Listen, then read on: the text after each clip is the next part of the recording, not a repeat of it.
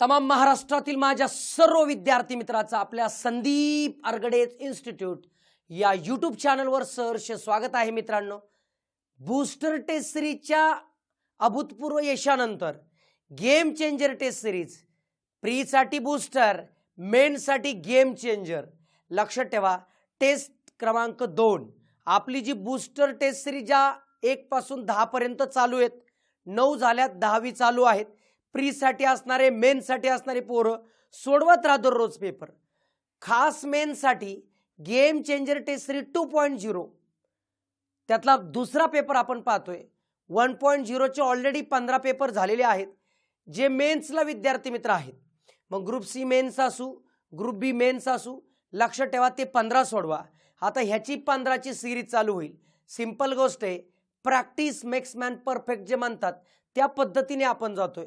गणित हा विषय सरावाचा आहे आणि सराव जोपर्यंत करणार नाही तोपर्यंत आपण जिंकू शकत नाही, हे लक्षात ठेवा। मग सराव ह्या पद्धतीने करा, पेपर सोडवा।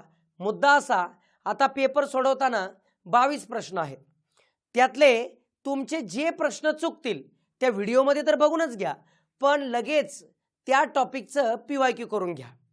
म्हणजे समजा 22 पैकी तुमचे 18 बरोबर आले, 4 चुकले, तर ते 4 प्रश्नांचं एक्सप्लेनेशन लगेच आपल्या बॅचमध्ये बघून घेणं आणि त्याच्यानंतर ते जे टॉपिक चुकलेत त्याचे PYQ बुकमधून सगळे PYQ क्वेश्चन करून घेणं। लक्षात ठेवा, याच पद्धतीने जा, तुम्हाला अपयश येणार नाही। बघा ह्यातला जो आहे तर पहिला प्रश्न आपण बघूया। 50 विद्यार्थ्यांच्या एका वर्गात 25 जणांनी बंगाली भाषा घेतली आहे। 25 जणांनी बंगाली भाषा, टोटल विद्यार्थी 50 आहेत। 16 विद्यार्थ्यांनी हिंदी भाषा घेतली आहे आणि 12 विद्यार्थ्यांनी कोणतीच भाषा घेतली नव्हती। म्हणजे 50 पैकी 12 गेले म्हणजे 38, टोटल भाषा घेणारे 38 आहे, क्लिअर आहे। किती जणांनी दोन्ही भाषा, दोन्ही बंगाली आणि हिंदी भाषा घेतली? आपल्याला माहिती आहे, पहिला हा बंगाली गोल आहे ज्याची किंमत 25 आहे। दोघांचा कॉमन काहीतरी पार्ट असणार, हा असणार हिंदी, आणि हिंदी टोटल 16 आहे। मित्रांनो, ह्या दोघांचा कॉमन जर पाहिला तर लक्षात ठेवा आपला असा आकडा घेतला पाहिजे, या तिघांची बेरीज 38 आली पाहिजे, तिघांची बेरीज 38 आली पाहिजे। म्हणजे हा पार्ट, हा पार्ट आणि हा पार्ट, लक्षात ठेवा हा टोटल पार्ट 25 दिलाय, हा टोटल पार्ट 16 दिलाय, मधला कॉमन पार्ट काय? तर सिंपल गोष्ट आहे, या दोघांची बेरीज करून हे वजा करायचं असतं। म्हणजे 25 + 16 यांची बेरीज केली 41 वजा 38, म्हणजे मधला पार्ट आला 3, म्हणजे इथे येणार 3। लक्षात ठेवा इथे येणार 22, 25 पैकी 3 गेले 22, 16 पैकी 3 गेले किती आले 13, ह्या सगळ्यांची बेरीज 38 येते। म्हणजे दोन्ही भाषा निवडणारे किती आहे? 3, ऑप्शन नंबर 2 बरोबर। असा वेन डायग्रामचा प्रश्न आहे। लक्षात ठेवा सध्याच्या परीक्षा पद्धतीमध्ये वेन डायग्राम अतिशय महत्त्वाचा टॉपिक, अतिशय मेन्स ओरिएंटेड वेन डायग्राम महत्त्वाचा आहे, लक्षात ठेवा।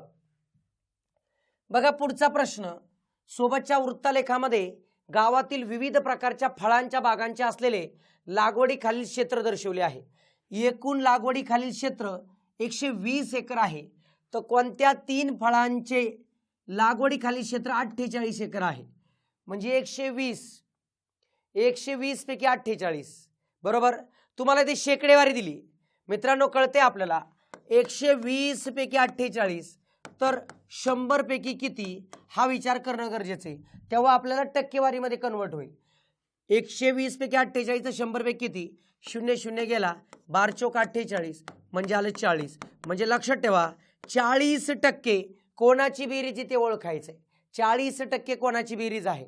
जाणून बुजून मी पहिला पर्याय 48 एकर द्राक्षे, संत्रे आणि डाळिंब। द्राक्षे बघा, द्राक्षे 20, संत्रे म्हटलं संत्रे 19, आणि डाळिंब म्हणलं की 8 9 9 19 28 28 आणि 20 48 होतंय। 1 नंबर काहींनी टिक केला असेल, ती टक्केवारी 48 आहे। आपला 48 टक्केवारी नाही पाहिजे, आपला 48 एकर पाहिजे।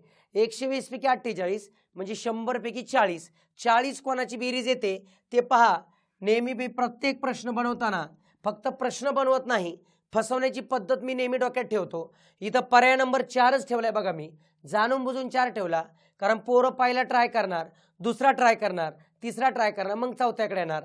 आपण हुशार झालं पाहिजे, आयोगाला ओळखलं पाहिजे, चौथ्यापासून ट्राय केलं पाहिजे. मग द्राक्षे, डाळिंब आणि चिक्कू. द्राक्षे म्हणलं की 20, बरोबर. डाळिंब म्हणलं की 9 आणि चिक्कू म्हटलं की 11. करा बेरीज. 20 आणि 9 29, 29 आणि 11 40. 40 म्हणजे ऑप्शन नंबर 4 बरोबर. आपल्याला 40%च पाहिजे होतं, ऑप्शन 4. लक्षात ठेवा पाय चार्ट. बघा पुढचा प्रश्न वेन डायग्रामचाच घेतलेला आहे मी. जाणून बुजून वेन डायग्राम 2 प्रश्न घेतलेत. कारण आयोगाचा मागच्या वर्षीचा पेपर जर पाहिला तर 3 प्रश्न आलेले दिसतात. एकाच पेपरमध्ये वेन आकृतीमध्ये 3 प्रश्न आलेले दिसतात. आयोगाच्या मनावर आहे एका टॉपिकवर किती प्रश्न घ्यायचे. आपण याच्यावर 2 प्रश्न घेतलेत. वर्तुळ म्हटलं की अभियंता, वर्तुळ म्हटलं की अभियंता. आयत म्हटलं की शिक्षक. हे बघा हा अभियंता आहे, अभियंता आहे. वर्तुळ हा आयत म्हणजे शिक्षक, शिक्षक बरोबर. त्रिकोण म्हणलं की डॉक्टर, हे झाले डॉक्टर. त्रिकोण म्हणलं की डॉक्टर. आणि चौरस म्हणलं की वकील, हे आहे वकील.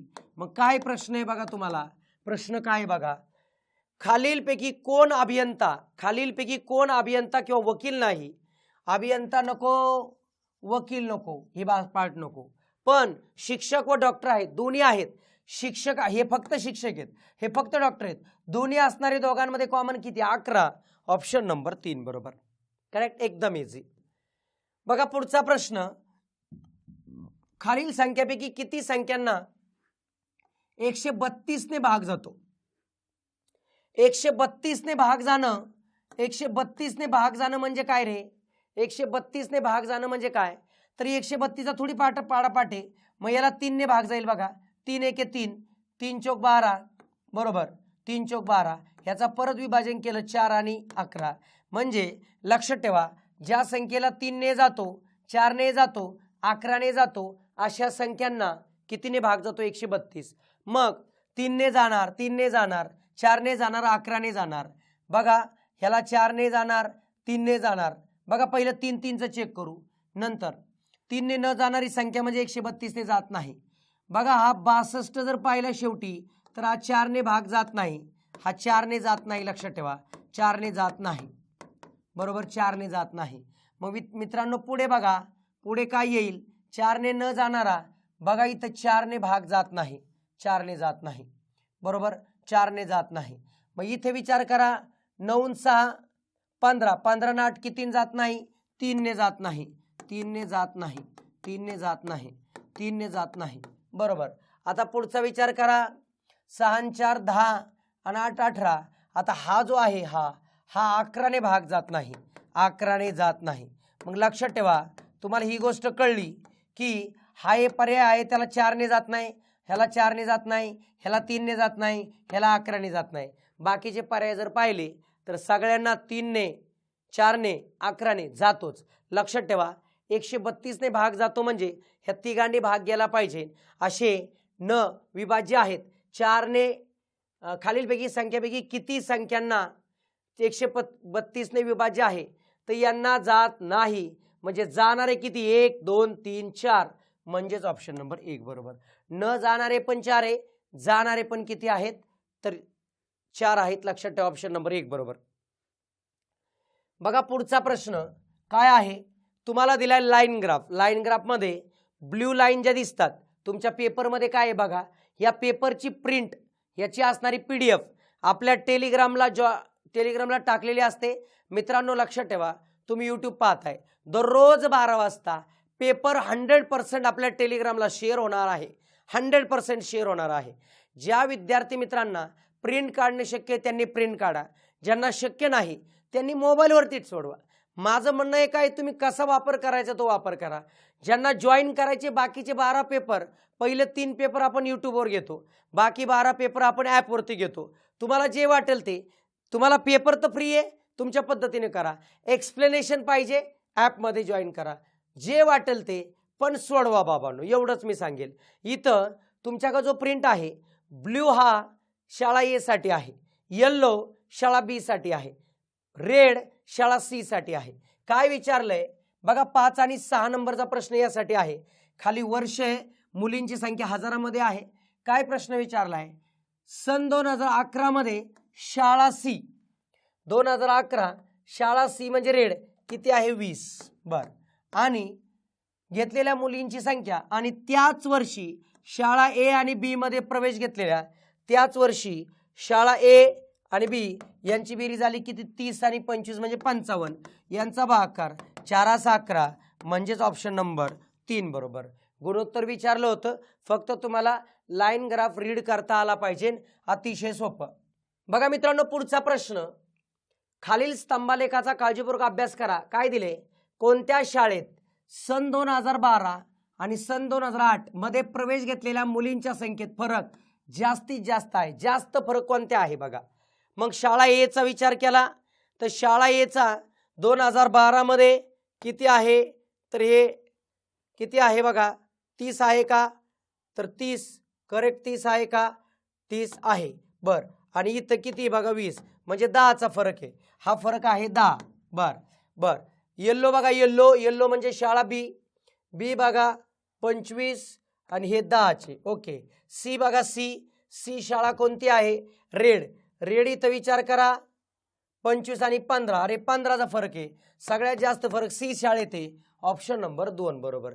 जास्तीत जास्त फरक शाळा सी मध्ये, ऑप्शन 2 बरोबर. बघा मित्रांनो, पुढचा प्रश्न. मध्यक मीडियन काढायचा आहे. मीडियन काढण्यासाठी आपल्याला क्लिअर कन्सेप्ट व्यवस्थित कळणं गरजेचं आहे. यूट्यूबवरती सांख्यिकीचे 2 व्हिडिओ यूट्यूबवरती रिव्हिजन म्हणून फ्री अवेलेबल केलेले आहेत. टोटल सांख्यिकी एकदम क्लिअर होईल, लक्षात ठेवा. यूट्यूबवरती 2 व्हिडिओ आहेत. काय दिले? हा वर्ग दिलाय, विद्यार्थी संख्या दिली. आपल्याला मध्यक जर काढायचं असेल तर मध्यक काढायचा असेल तर फॉर्म्युला काय आहे? एल प्लस बघा, L plus n/2 minus capital F divide by small F into C. हा आपला फॉर्म्युला. एल म्हणजे काय तर लक्षात ठेवा, ही एन असते. एन टोटल 4 आणि 6 10, 10 आणि 14 24, 24 आणि 16 40 आणि 10 50 म्हणजे एन ची किंमत आली 50 बरोबर. मग 50 कोणापेक्षा कमी आहे तर कम्युलेटिव्ह फ्रिक्वेन्सी, ह्याला आपण म्हणतो संचित वारंवारता. 4 आणि 6 10 आणि 14 24, 24 आणि 16 40, इथं 40 आलं म्हणजे हा आला तुमचा मध्यक वर्ग. कोणता वर्ग आला? मध्यक वर्ग. मध्यक वर्ग कोणापेक्षा 25 कमी, याच्या n/2 करतात ना, n/2 म्हणजे कोणापेक्षा 25 कमी तर 40 पेक्षा कमी म्हणजे हा झाला. ह्यातला पहिला जो आकडा असतो तो आपला एल असतो म्हणजे 30 प्लस n/2 म्हणजे 25 वजा कॅपिटल एफ म्हणजे काय तर जी काही तुमचा मध्यक वर्ग आलाय त्याच्यापर्यंतच्या सर्व वारंवार 3 आहे त्याच्यापर्यंतच्या सर्व वारंवारतेची बेरीज 24. छेदाच्या ठिकाणी जो मध्यक वर्ग आलाय त्याची वारंवारता गुणिले हे जे वर्गांतर आहे 10 ते. मग यांचं बघा 30 प्लस यांची वजा केली 1/16 गुणिले 10. मग विचार करा 30 प्लस 10/16 म्हणजे याचा अर्थ 30 प्लस 5/8. मग यांचा विचार करा किती येईल? 30 प्लस बघा 8 × 48 0.6 म्हणजे 30.6. ऑप्शन नंबर 3 बरोबर. लक्षात आलं? मीडियन काढण्याचा, मध्य काढण्याचा हा फॉर्म्युला तुमचा पाठच पाहिजे. वर्ग देताना काय सगळं आपल्या यूट्यूबवर असणाऱ्या सांख्यिकी भाग 1 ह्याच्यामध्ये सगळं क्लिअर आहे, तिथं कळून जाईल. बघा मित्रांनो, पुढचा प्रश्न. प्रत्येकी 100 मीटर लांबीच्या 2 ट्रेन विरुद्ध दिशेने धावताना 8 सेकंदात एकमेकाला ओलांडतात. जर दुसऱ्या ट्रेनच्या दुप्पट वेगाने धावत असेल. आता 2 ट्रेन विरुद्ध दिशेने धावतात तेव्हा आपल्याला फॉर्म्युला लक्षात ठेवा, x + y = t × v1 + v2. इथं 2 ट्रेन असल्यामुळं त्यांच्या अंतरांची बेरीज आणि वेगांची बेरीज होते. लक्षात ठेवा, पहिल्याचं अंतर किती 100, दुसऱ्याचं पण 100 बरोबर. 8 सेकंदात पहिल्याचा वेग x, दुसऱ्याचा वेग 2x दुप्पट. मग विचार करा 200 मीटर आहे, हे 8 आहे गुणिले 3x आहे. आता 1 km/h आहे म्हणजेच हे 5/18 ने गुणावं लागणार. बघा 8 इकडे आणा, 200 गुणिले किती 3 × 3 = 18 6/8 गुणिले 5 म्हणजेच x. चला कॅल्क्युलेशन करू. बघा याने जर भागलं 5 × 4 = 20 40 8 × 5 = 40 5 × 6 = 30 म्हणजे x बरोबर 30 मीटर पर सेकंद. हा झाला लहान वेग. दुप्पट वेग बघा दुप्पट वेग काय आला 60x म्हणजे 2x ना, दुप्पट वेग 2 गुणिले 30 म्हणजे 60 metre per second. Option number 4 बरोबर. करेक्ट. बघा पुढचा प्रश्न 9वा बार ग्राफचा आहे. इथं बार ग्राफ जो ब्लॅक दिसतो तो खर्च दिसतो, थोडासा ग्रे दिसतो तो उत्पन्न दिसतो. एकदम सोपा प्रश्न. 2011 मध्ये सर्वात जास्त नफा मिळवणारी कंपनी कोणती? 2011 मध्ये 2011चा टेबल आहे ऍक्च्युली हा. 2011चा टेबल आहे, लक्षात ठेवा 2011चा. त्याच्यामध्ये सर्वात जास्त नफा कोणाला? तर लक्षात ठेवा उत्पन्न खर्च. उत्पन्न कमी खर्च जास्त, नफा होईल का? नाही. उत्पन्न 50 खर्च 40. उत्पन्न उत्पन्न उत्पन्न सगळ्यात जास्त हे दिसतंय उत्पन्न खर्च म्हणजे एन. ऑप्शन नंबर 1 बरोबर. सेम तोच प्रश्न. आर आणि एन कंपन्यांचा एकत्रित नफा किंवा तोटा किती? आर आणि एन. आरचं उत्पन्न किती झाले? 50. एनचं उत्पन्न 50. खर्च खर्च एकत्रित नफा तोटा खर्च किती आहे बघा बरं, 45 आणि 40. म्हणजे तुम्हाला कळलं 100 पैकी 85 म्हणजे किती टक्के लॉस दिसतोय? 15% लॉस दिसतोय. ऑप्शन नंबर 2 बरोबर. बघा पुढचा प्रश्न. किशन 20 मीटर उत्तरेला चालत गेला. किशन 20 मीटर उत्तरेला चालत गेला. ओके. पुढे उजवीकडे वळून 30 मीटर गेला. उजवीकडे 30 गेला. नंतर उजवीकडे वळून 35 गेला. उजवीकडे वळून 35 गेला. पुन्हा डावीकडे वळून 15, मग इकडे 15 गेला. हे 15 बरोबर. तर तो मूळ स्थानाच्या कोणत्या दिशेला आहे? मूळ स्थानाच्या कोणत्या दिशा आहे रे? साहजिकच कोणती आहे? आग्नेय. आग्नेय इथं कुठंच नाही, मग आग्नेयला दुसरं नाव आहे दक्षिण पूर्व. ऑप्शन नंबर 4 बरोबर. हे सुद्धा तुम्हाला माहित पाहिजे. बघा पुढचा प्रश्न. एक दुकानदार एका वस्तूच्या खरेदीवर 10% सूट ठेवतो, परंतु जर ताबडतोब रोख रक्कम दिली तर अजून 12% सूट देतो. मित्रांनो पहिल्यांदा 10% सूट आणि अजून 12% सूट म्हणजे 10 आणि 12 म्हणजे ऍक्च्युली लगेच काय पुढे देत नाही तो. पुढे म्हटलं की देऊन पण परत नाही असं नाही. 10% सूट ठेवतो, पण जर तुम्ही कॅश रक्कम दिली तर अजून 12 म्हणजे 10 + 12 म्हणजेच किती? 10 + 12 म्हणजे 22% सूट. हे लक्षात आलं पाहिजे. मग कोणाच्या? तर मूळ रक्कम किती आहे? 250. त्याच्या 22% रक्कम म्हणजे 78% रक्कम घ्यायची. झालं ही तुमचा आकडा. मग बघा 0 0 गेला. 2 ने 5 ने भागलं 5 + 25. हां 5 2 10. 2 ने भागलं तर बघा 2 6 2 18 36 5 किती आलं बघा. 2 1 2 2 6 2 9 18 39 5 195. 195 रुपयाला मिळेल. ऑप्शन नंबर 2 बरोबर. बघा मित्रांनो पुढचा प्रश्न. एक मुलगी व तिची आई यांच्या आजच्या वयांची बेरीज 56 वर्ष आहे. म्हणजे आजचा विचार जर केला तर मुलगी आणि आई. आजचा विचार करा. मुलगी किती वर्षाची आहे? X वर्षाची आहे. आई काय होईल? 56 + X होईल. 56 + X किती वर्षानंतर? 4 वर्षानंतर. 4 वर्षानंतर विचार केला तर मुलीचं वय 4 ने वाढणार X + 4 आणि आईचं वय पण 4 वर्ष वाढणार. मग 56 + X + 4 म्हणजे विचार करा काय सांगितलंय. आईचं वय किती होईल? 56 + 4 60. 60 - X हे 4 वर्षांतर वय झालं. ते मुलीच्या वयाच्या 4-3 पट आहे. मुलीचं वय बघा काय आहे? X + 4 बरोबर की नाही? 3 पट आहे. मग 60 - X बरोबर 3x + 12 करेक्ट. अधिक 12 इकडे द्या ते तिकडण्या. 60 - 12 बरोबर 3x + X. मग 60 आणि 12 48 बघा 4x. मग x बरोबर किती आलं? 12. 12 × 4 = 48. x म्हणजे मुलीचं वय आलं. मग 12 56 - 12 म्हणजे 44. ऑप्शन नंबर 3 बरोबर. मुलगी 12 वर्षाची आणि आई 44 वर्षाची. हा बाय ऑप्शन पण जाऊ शकतो. दोघांच्या वयांची बेरीज किती पाहिजे आपल्याला? तर 56 पाहिजे आहे. किती वर्षानंतर? किती वर्षानंतर बघा किती वर्षानंतर? 4 झाले 16. 4 48 हा एका तिप्पट आहे. डन. हे तुम्ही बाय ऑप्शन पण जाऊ शकता.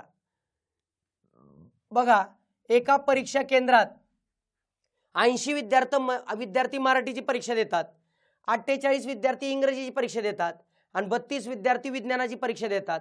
एका खोलीत फक्त एकच विषयाची परीक्षा घेतली जाते, प्रत्येक खोलीमध्ये विद्यार्थ्यांची संख्या समान आहे तर किमान किती खोल्या लागतील? मित्रांनो, मासावीचा प्रश्न आहे. 80 प्रश्न, 48 विद्यार्थी आणि 32. बरोबर. लक्षात ठेवा, ह्या सगळ्यांना कशाने भाग जाईल? 16ने. 16 पंचे 80, 16 त्रिक 48, 16 दुने 32. हे झालं एका वर्गात विद्यार्थी. एका वर्गात विद्यार्थी. एका वर्गात विद्यार्थी.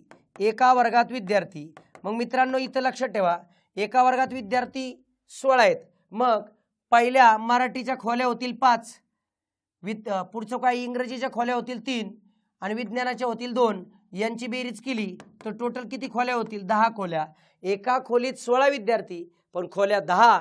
आपल्याला खोल्या विचारल्यात, ऑप्शन नंबर 4. इथं जाणून बुजून 16 पण दिले, ते आहे एका खोलीत विद्यार्थी. एका स्पर्धेत शिल्पाच्या वर्गातील 6 विद्यार्थ्यांनी भाग घेतला नाही. 6 विद्यार्थी. बरोबर.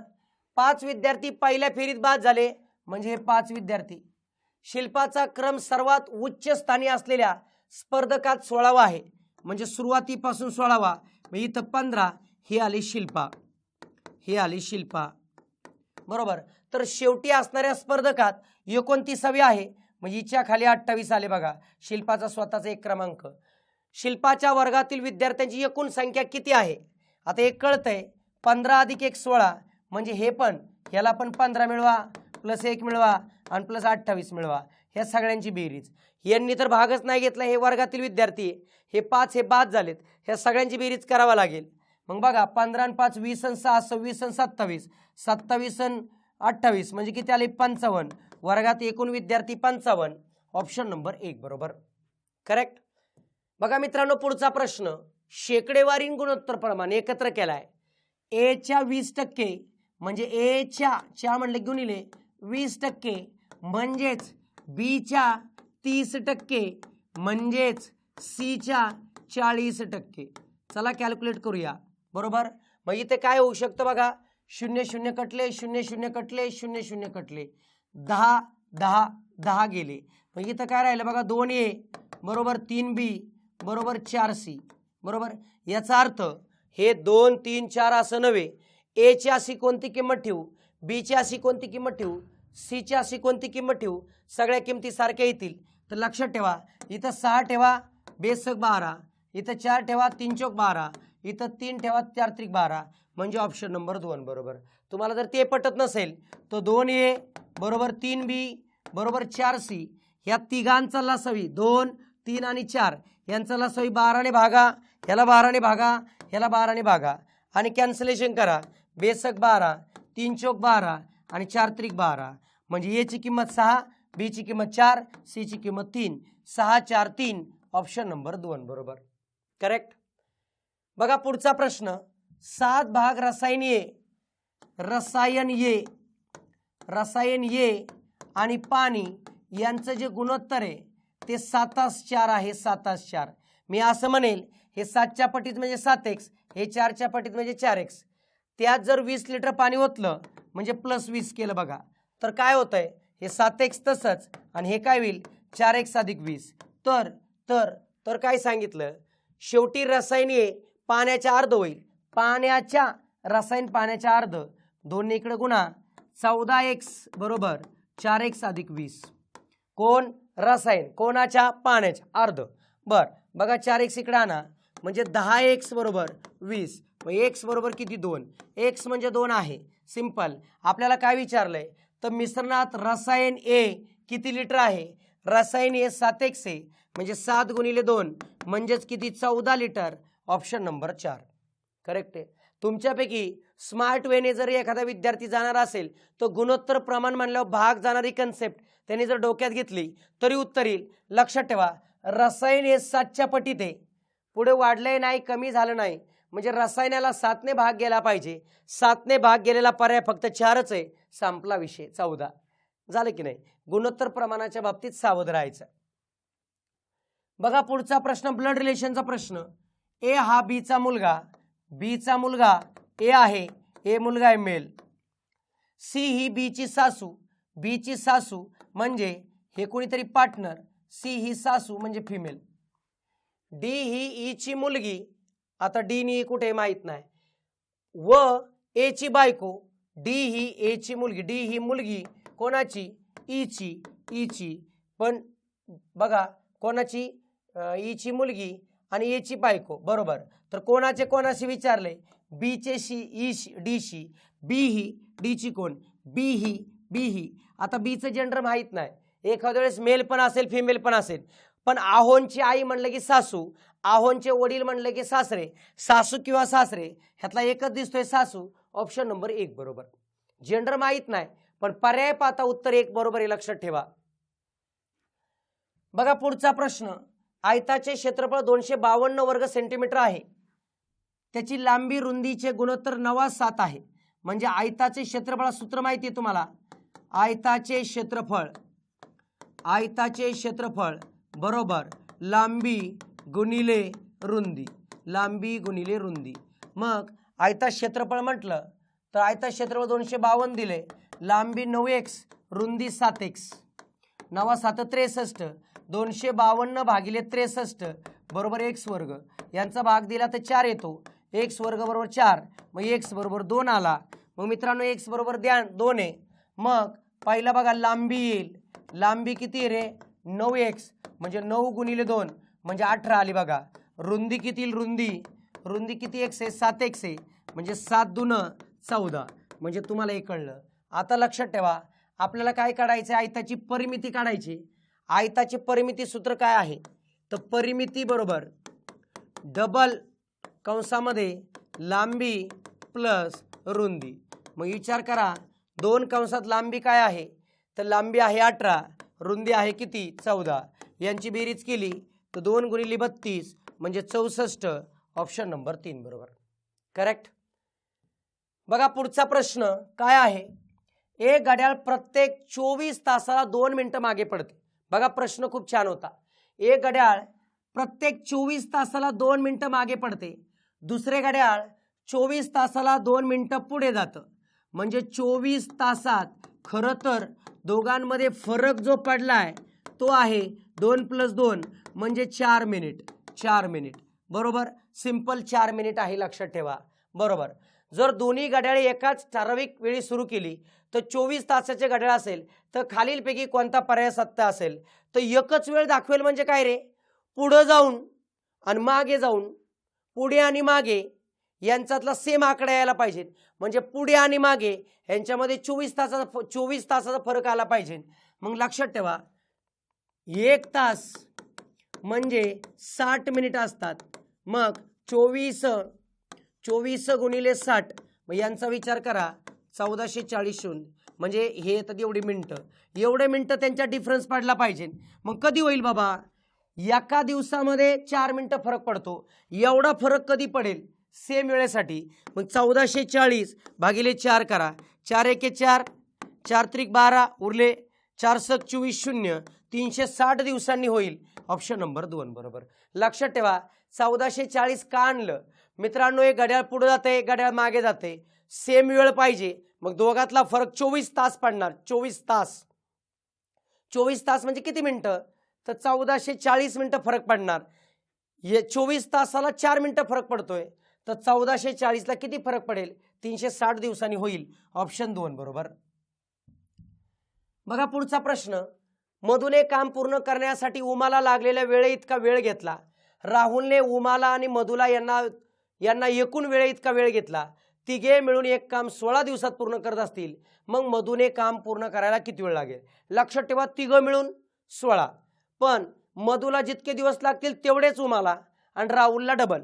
मग यातला पर्याय वापरा कोणता पण, मी खालून ट्राय करेल. हा मधुचा विचारलाय, मधुला 40, बघा मधुला 40, उमाला सुद्धा किती 40, आणि राहुल जो आहे यांच्या बेरजेच्या म्हणजे 80.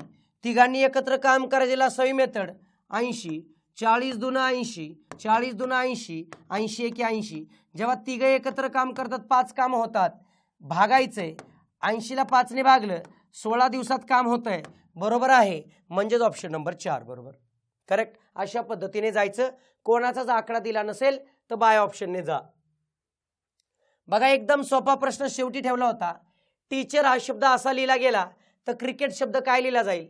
पहिले जे 4 अक्षर आहेत काही चेंज नाही, पहिले 4च काही चेंज नाही.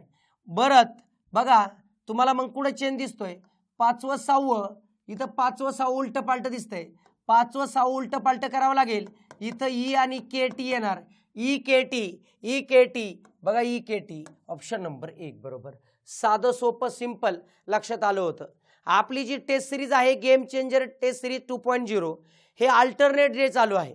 मंगळवार गुरुवार शनिवार, मंगळवार गुरुवार शनिवार यांच्यामध्ये जो सोमवार आहे बुधवार आहे शुक्रवार आहे यांच्यामध्ये ज्यांनी गेम चेंजर 1.0 सोडवलं नाही त्यांनी ॲपवरती किंवा टेलिग्रामवरती त्याची PDF टाकलेली आहे ती सोडून घेणे. ती बॅच पण अवेलेबल आहे ती सोडवणं. त्याचबरोबर प्रॅक्टिस अजून करायची असेल तर मित्रांनो लक्षात ठेवा ही बूस्टर टेस्ट सिरीजचा गेम चेंजरचा पोस्टर आहे ॲपमध्ये तुम्हाला दिसेल. लक्षात ठेवा हा जो बूस्टर सराव ग्रंथ आहे जो पूर्वसाठी आणि मुख्यसाठी सगळ्यांकडे गरजेचा आहे.